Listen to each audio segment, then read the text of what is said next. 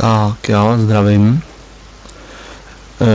Bude probíhat symbolický los turnaje Ice Hockey Cup, který vlastně bude na růmce hokejový, který jste mohli odehrát pár publiků.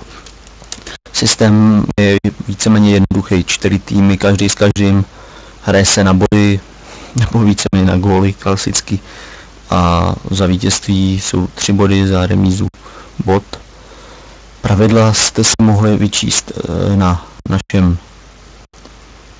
našem disku. Já tady jenom připomenu, že se hraje 3x4 minuty, styl vlastně 3 hráči v poli a 1 brankář. Všeobecný pravidla jste si mohli přečíst, nebo si je stále můžete přečíst na tom disku.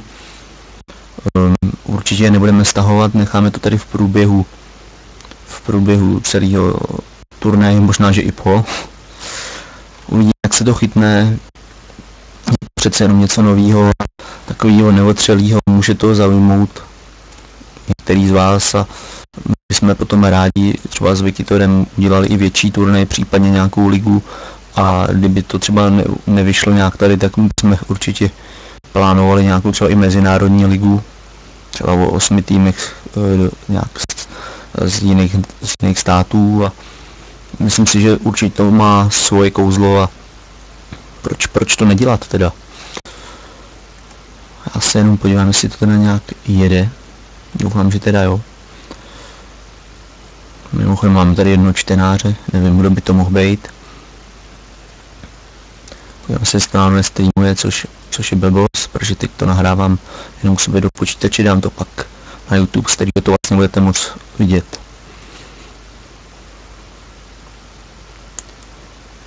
Jinak říkám, priorita budeme dbát na to, aby ty góly padaly a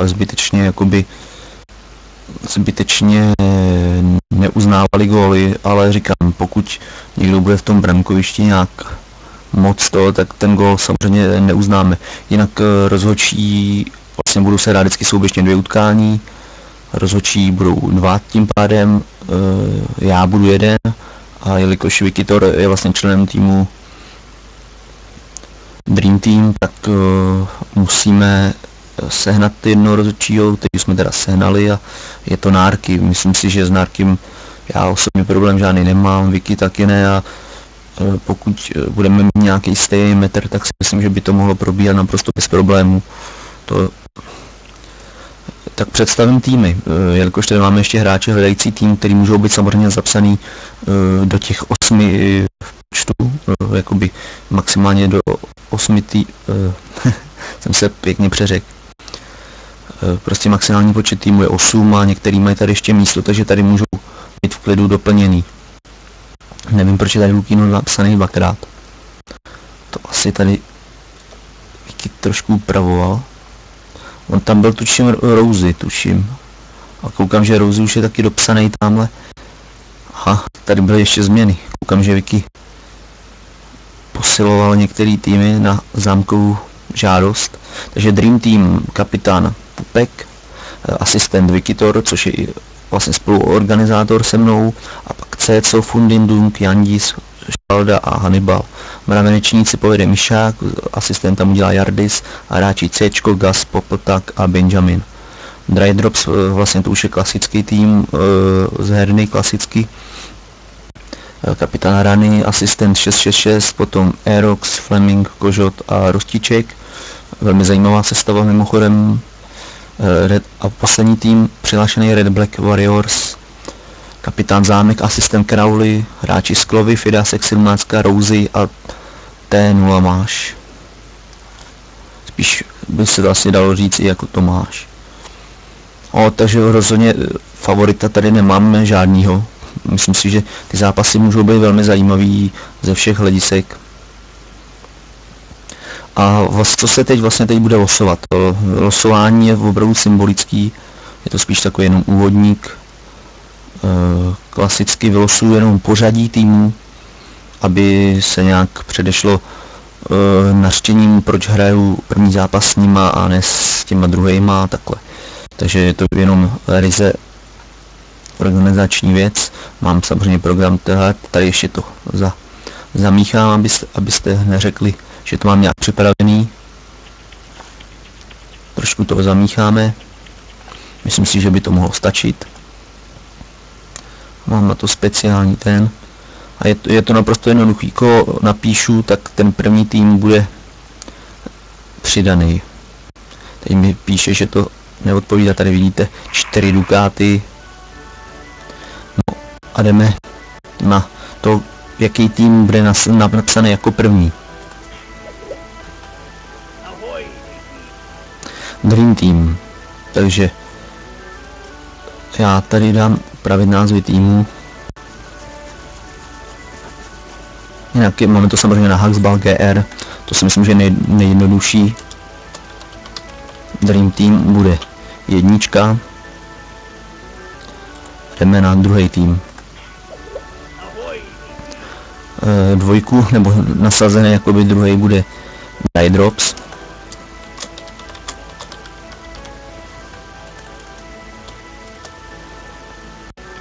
Třetí tým Mravenečníci, takže tam si akorát prohodili pozice ty 2 týmy.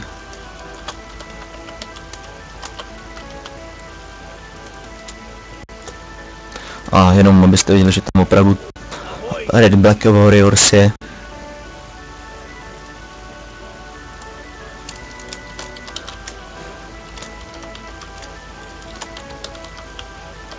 Teď se jenom podívám, jestli jsem to napsal nějak dobře.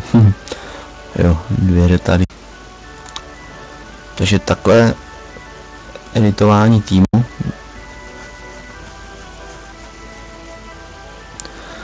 Teď se to zpracuje.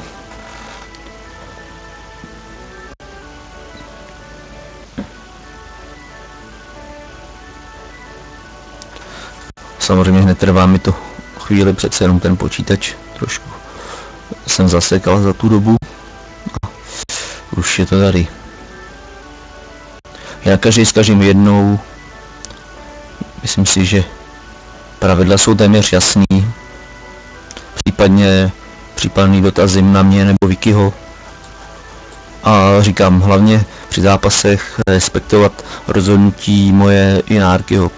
I když se to třeba nebude někomu líbit, prostě je to jako v každém sportu a myslím si, že sporný momenty rozhodnutí vždycky někomu se nelíbí, takže asi tak. Já si vymažu tohle. Hergot Filek se to škube. Tak, jdeme se podívat na to, jak to je rozlosovaný.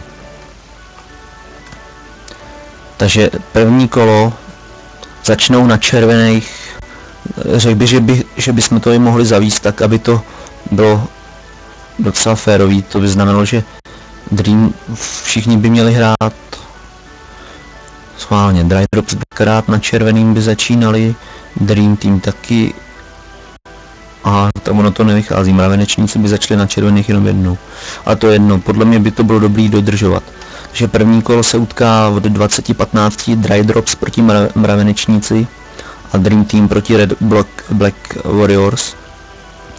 Druhý kolo Dream Team proti Dry Drops a Red Black Warriors proti Mravenečníci. A poslední kolo Mravenečníci proti Dream Teamu a Dry Drops proti Red Black Warriors. Jinak první kolo bychom teda udělali od 20:15. Necháme na ten termín zhruba půl hodiny.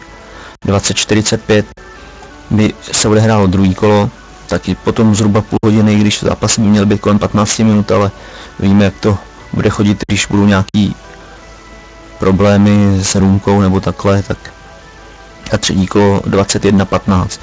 Potom samozřejmě záleží, pokud to chcete odehrát dřív, tak určitě musí být váš soupeř hlavně dohráno a já nebo Nárky, my si ty zápasy potom nějak rozdělíme, kdo co bude pískat, aby bylo jasno.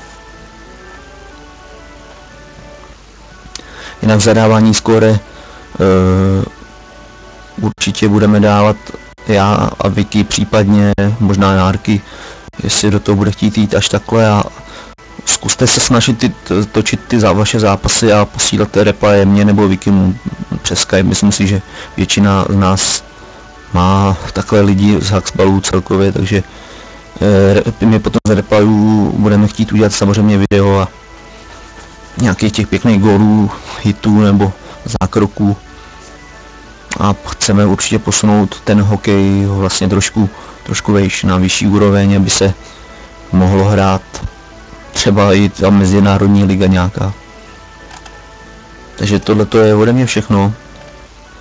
Já jenom děkuju všem, co se vlastně zúčastní turnaje, plus těch, co mají zájem a nevešli se třeba do nějakého týmu. Příště místo bude, tohle máme na zkoušku, uvidíme, jak to dopadne a doufám, že hokej bude dál mít progres úspěšný, prostě úspěšný ligy. To je ode mě vše a u lední hokeje na Haxballe čau.